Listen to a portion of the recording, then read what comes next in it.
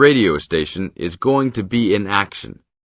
An interviewer is interviewing a man from the university for the survey. Listen to the conversation between them and circle the best answer from A, B, or C for questions 1 to 4.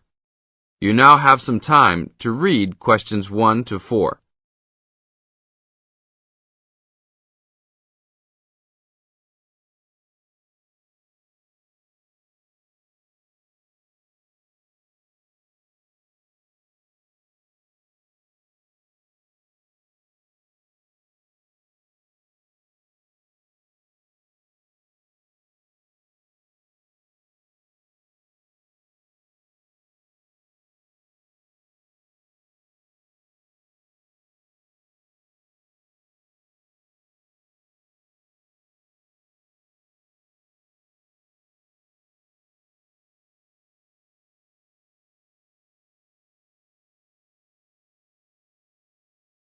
Now, we shall begin.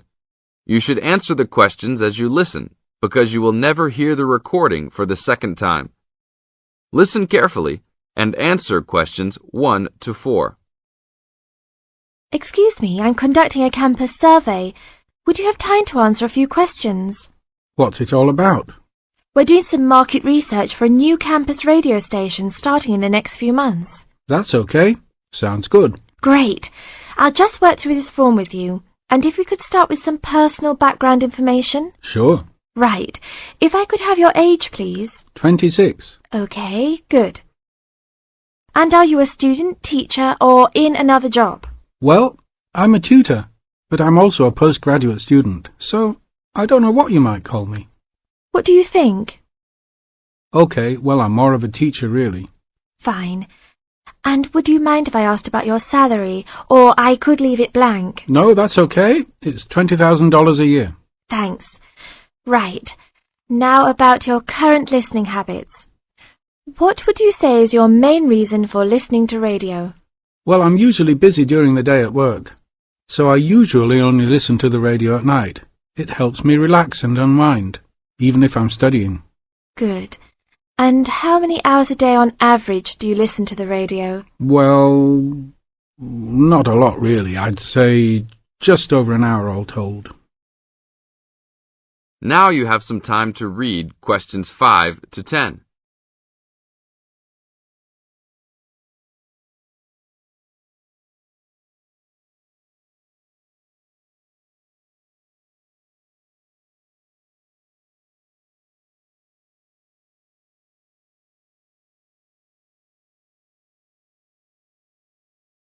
Now listen to the second part of the interview and answer questions 5 to 10.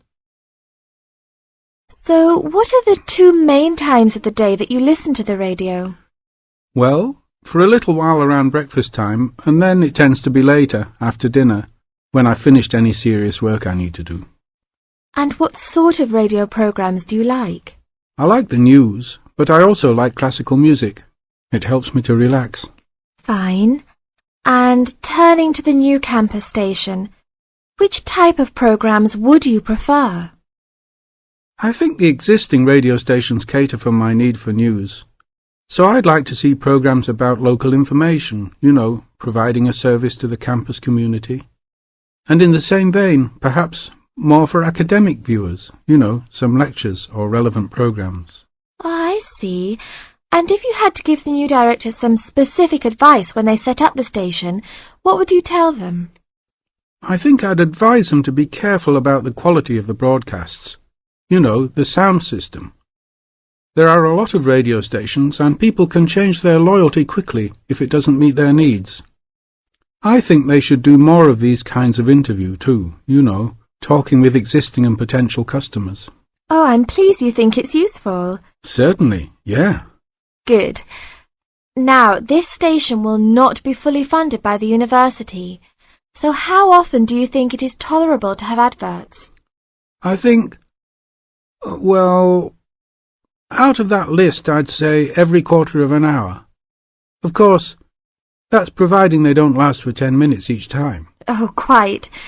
And are you interested in attending any of the special promotions for the new station? Yes, I'd be happy to. as long as they're held on the campus or nearby. OK, I'll note that down. And finally, may we put you on our mailing list? Well, I'd prefer not, except for the information about the promotions you just mentioned. OK. Can I have your name and address? Of course. I have a card I can give you. Oh, great. And thanks a lot for your time, and we look forward to seeing you. Yeah, sure. Thanks. That is the end of part 1. You now have half a minute to check your answers.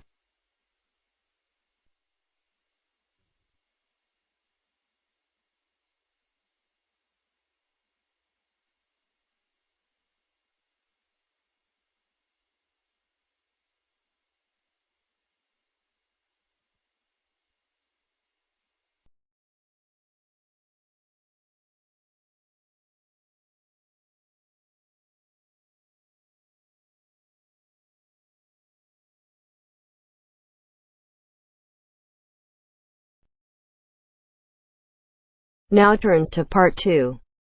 Part 2. You will hear a presenter on a radio phone-in show. The presenter is talking to a woman who was bitten by a poisonous spider. First, you have some time to look at questions 11 to 15.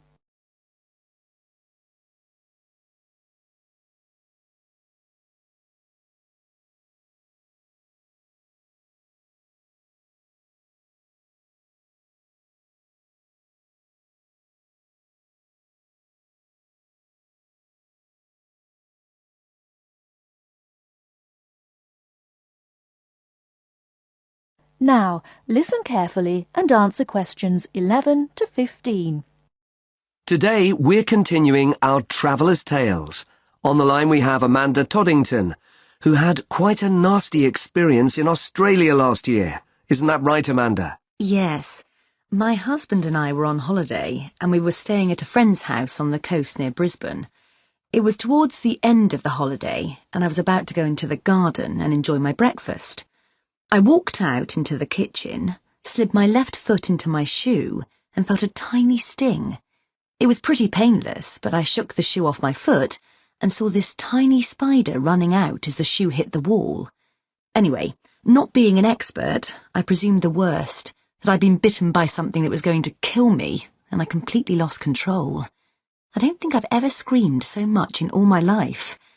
We'd been told beforehand to always check our shoes before putting them on, as it's a common way to get bitten. So I suppose it was my own fault, really. So what was it that had bitten you? Tony, that's our Australian friend, he immediately asked me if I knew what had bitten me, and I pointed to the corner of the room where I'd last seen the spider. He picked up a jar and found the creature in the corner where the shoe had hit the floor. "It's a redback," he said, and he gently placed the jar over the spider. The funny thing was, we'd been talking about some of the creatures we needed to be careful of a few days previously, and as he said the name redback, the conversation came flooding back to me. In particular, the fact that the bite can be extremely painful. I've found out since that the redback is from the same family as the black widow spider, and it's the female that does the damage, which it turned out was what I'd been bitten by. You must have been absolutely petrified. You can say that again. I remember feeling quite confused. I wasn't in a great deal of pain to begin with, and yet I could see from our friends' faces that they were concerned. Tony explained that the venom or poison of the bite spreads quite slowly, so the pain doesn't feel too bad at first. Gwen, Tony's wife, brought an ice pack, and Tony held it against the bite to make it less painful. Apparently, you're not supposed to put a bandage on the area, as this can make it hurt even more. Tony tried to put my mind at rest by explaining that this was quite a common bite, that the hospital would have an antivenom, and that everything would be okay. But I was beginning to panic. We were flying back to the UK the next day, and I really didn't know what to do. Before you hear the rest of the talk, you have some time to look at questions 16 to 20.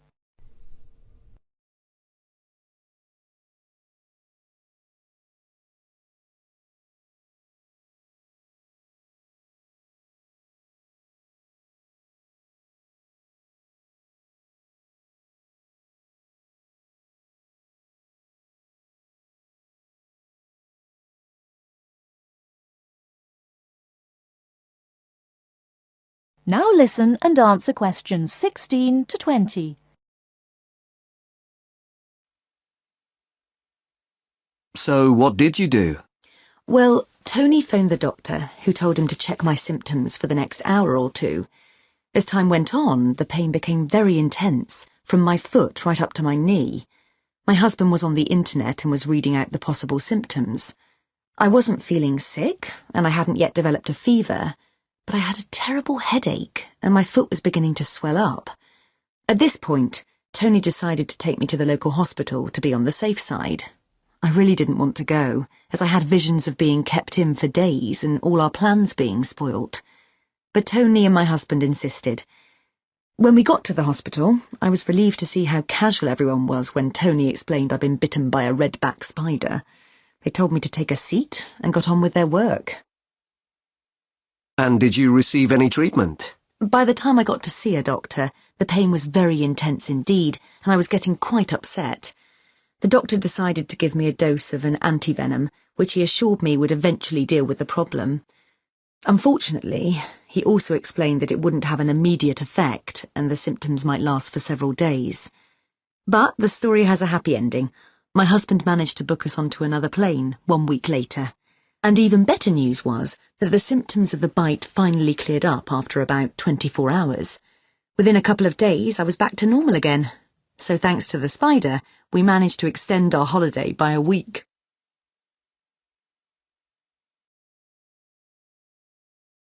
That is the end of part 2. You now have half a minute to check your answers.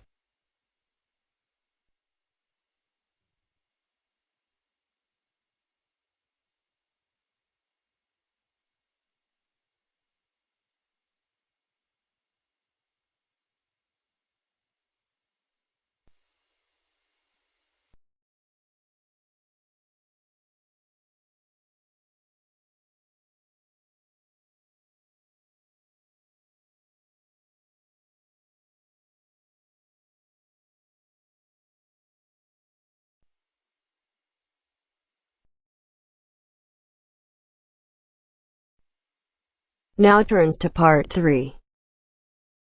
Part 3. I have with me today Matthew East, a registered osteopath and a supporter of alternative techniques in healthcare. Matthew, can you tell us more about osteopathy? First, you have some time to look at questions 21 to 26.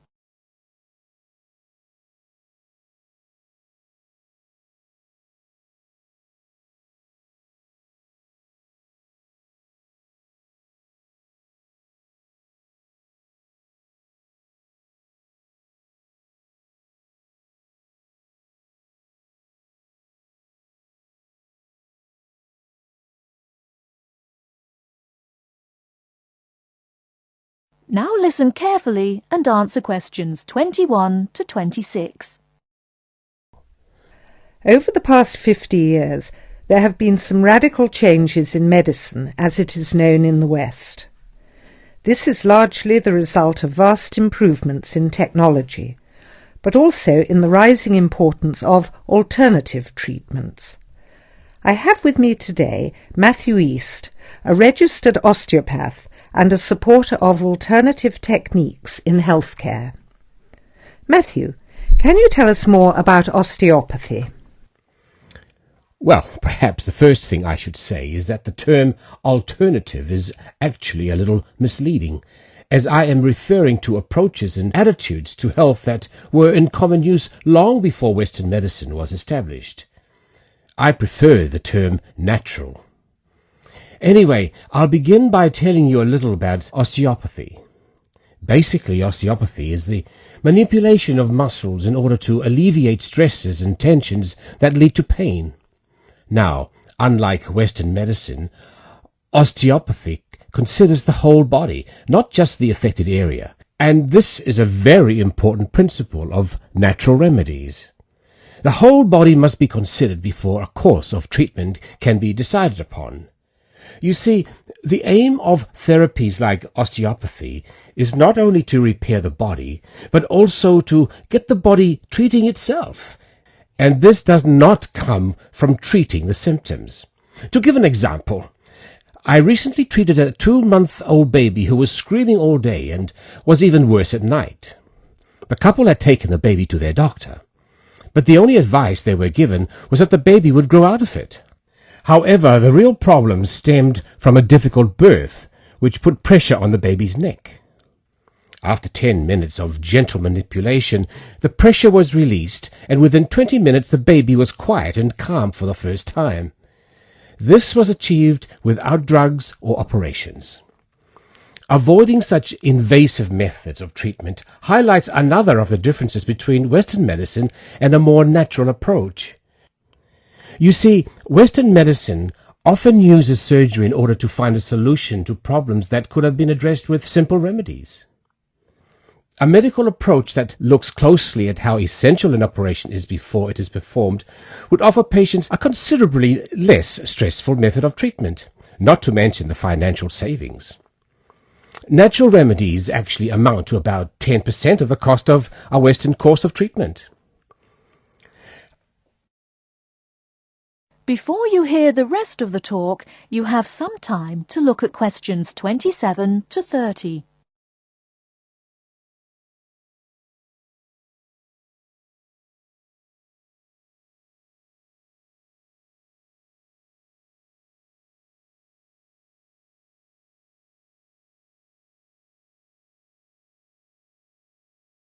Now listen and answer questions 27 to 30. I'd like to mention the subject of surgery again a little later, but I would like to say at this point that there are those that claim that the benefits of osteopathy and herbal therapies are largely psychological, that they have not undergone the clinical trials that pharmaceuticals have. To answer that, you only need to look at the example I gave earlier of the baby that stopped crying less than an hour after treatment, but was obviously far too young to react because of purely psychological factors. Another example can be seen in the successful use of acupuncture in the treatment of animals. In response to criticism regarding clinical trials, it is worth noting that the power of pharmaceutical companies is such that, although some drugs fail the standards required of them, they are sometimes still prescribed by doctors. Moving on to another point, it should be stressed that natural remedies, in addition to having no side effects, can also be applied to any patient. Now, I'm not suggesting that the same treatments are used indiscriminately. Although natural remedies can be used with any age group, the treatment selected is very specific to the person.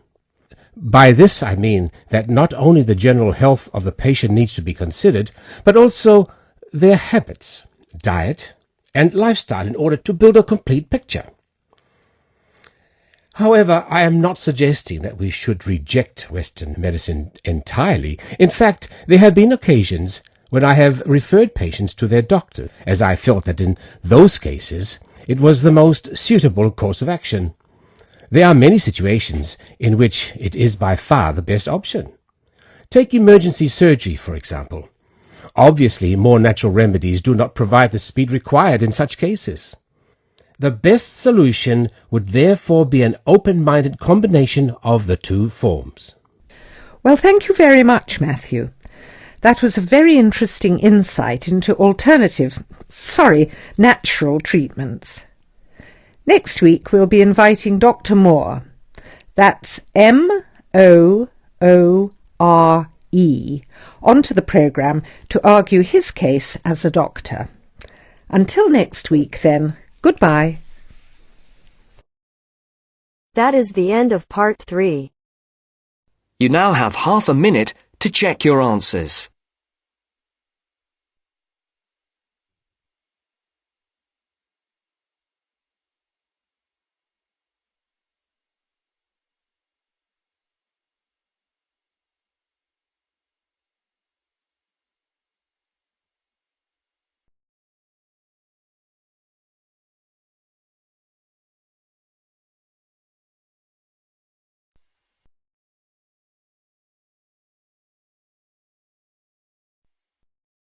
Now turns to part 4. Part 4. In this section, you'll hear a lecture on coral reef.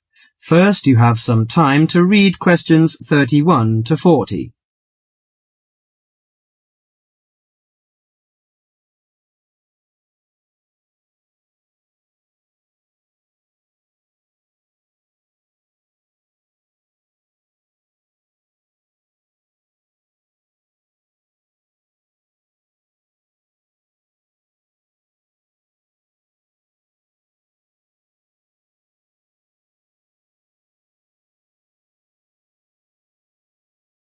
Now listen carefully to the lecture and answer questions 31 to 40.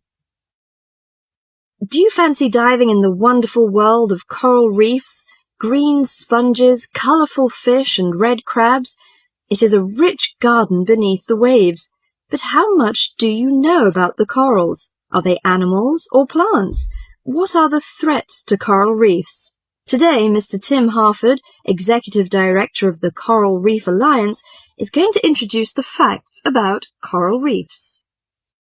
Good afternoon, everyone. Coral reefs are one of nature's most magnificent creations. It is filled with thousands of unique and valuable plants and animals. Over 1/4 of all marine species depend on healthy coral reefs.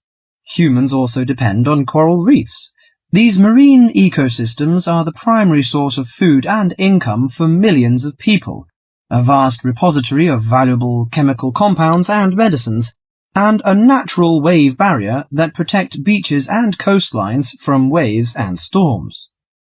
Coral is actually the exoskeletons of coral polyps. Made from limestone, these skeletons build up over time, forming the reef. New corals are born each April. At a certain hour, on a certain night, mature corals suddenly release clouds of eggs and sperm into the sea. After the fertilized eggs take root on the seafloor, they can grow up to 15 centimeters per year. Coral reefs are present in the waters of over 100 countries. These are warm, 18 to 29 degrees centigrade, shallow, sunny regions primarily between the tropics of Cancer and Capricorn. Only clear, warm salt water can support a coral reef. And because sunlight is crucial to the reef's survival, the water must also be shallow. The algae that grow on coral provide much of the coral's food. In deeper water, algae cannot get the sunlight they need to grow.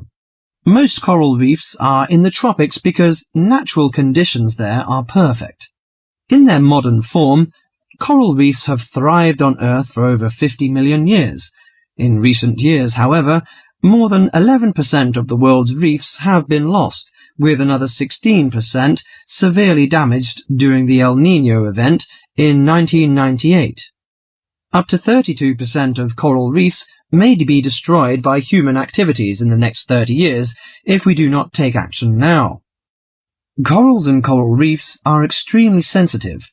Slight changes in the reef environment may have detrimental effects on the health of entire coral colonies. These changes may be due to a variety of factors. One of the greatest threats to coral reefs is human expansion or development. As human population increases, so does the harvest of resources from the sea. Due to overfishing, reef fish populations have been greatly decreased in some areas of the world. The removal of large numbers of reef fish has caused the coral reef ecosystems to become unbalanced. As we know, corals are also very popular as decorations. A large amount of the most healthy corals are selected by commercial collectors. They sell the corals to souvenir shops, where a large number of tourists wait to purchase them as decorations or souvenirs. Coral reefs also receive much damage from both commercial and private vessels. The leakage of fuels into the water and the occurrence of spills by large tankers are extremely damaging to local corals. Although much of the coral reef's degradation is directly blamed on human impact, there are several natural disturbances which cause significant damage to coral reefs. The most recognized of these events are hurricanes or typhoons, which bring powerful waves to the tropics. These storm waves cause large corals to break apart and scatter fragments about the reefs. Home to a diverse community of creatures, coral reefs are underwater treasure chests of colour and activity. Predators and prey swim and crawl among the coral in nature's never-ending dance of life and death. This lively, fascinating world beneath the waves is just waiting to be explored. That is the end of part 4. You now have half a minute to check your answers.